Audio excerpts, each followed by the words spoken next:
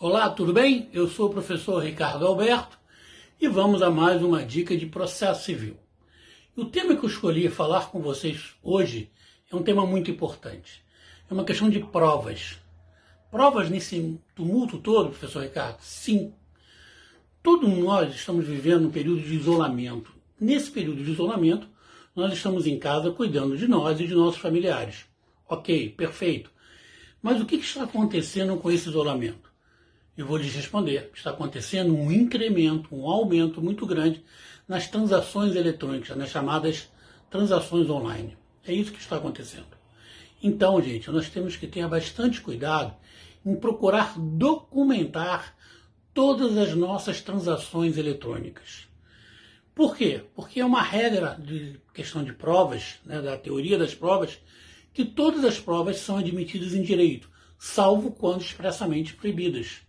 Sejam as provas típicas ou atípicas, ou seja, sejam aquelas provas que expressamente estão previstas no Código de Processo Civil, como, por exemplo, prova documental, prova pericial, prova testemunial, ou as chamadas atípicas, que são aquelas que não estão previstas no Código, mas não são proibidas, porque não há lei especial que as proíba, ou sejam consideradas pela própria sociedade como provas imorais.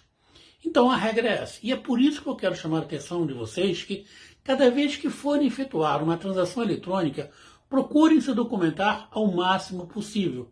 Por que eu estou falando isso? Porque é possível que aconteça alguma falha de alguma empresa no momento de uma operação eletrônica. Uma falha, não digo nem de má fé, uma falha sistêmica. Sim, isso pode acontecer.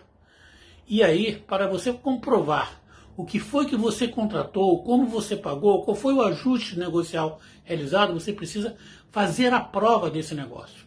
É muito importante, porque a regra que o Código estabelece, o artigo 373, inciso 1, é que cabe ao autor o ônus da prova dos fatos que ele alega que existam. Então ele tem que demonstrar esses fatos. E para isso ele precisa das provas. Entendeu? Isso é muito importante. Mas há um tipo de prova que eu sei que já foi muito conversado, mas é preciso ser relembrado desse momento. Alguns classificam ela não como uma prova autônoma, mas como uma espécie de uma prova documental que nós chamamos de ata notarial.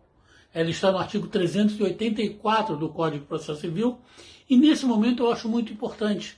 Por quê? Porque o parágrafo único do artigo 384 do Código de Processo Civil diz que imagens e documentos eletrônicos podem também ser alvo de ata notarial.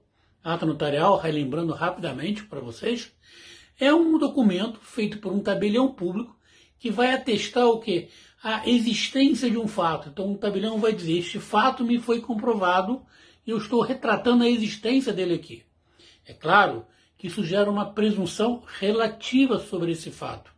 Ou seja, o juiz, à vista desse documento, vai saber que um tabelião dotado de fé pública viu de alguma maneira esse ato, presenciou esse ato e registrou a existência desse ato. Claro que as consequências que esse ato vai gerar vão ser apreciadas pelo juiz de cada caso em concreto. Mas é importante que vocês se atentem que vocês podem se valer desse meio de prova, mesmo eletronicamente, por força do parágrafo único do 384. E aí vai surgir uma outra pergunta para mim natural. Mas, Ricardo, nesse momento de pandemia, de isolamento, os cartórios estão trabalhando? Sim, estão. O Conselho Nacional de Justiça e as corregedorias locais de cada estado estão regulamentando isso, porque o próprio Conselho Nacional de Justiça reconhece que a função dos tabeliães é uma função essencial e que, portanto, não pode paralisar. Aqui no estado do Rio de Janeiro, a Corregedoria Geral de Justiça tem realizado atos para regulamentar este funcionamento, seja de forma presencial, seja de forma remota. Portanto, os cartórios não estão fechados.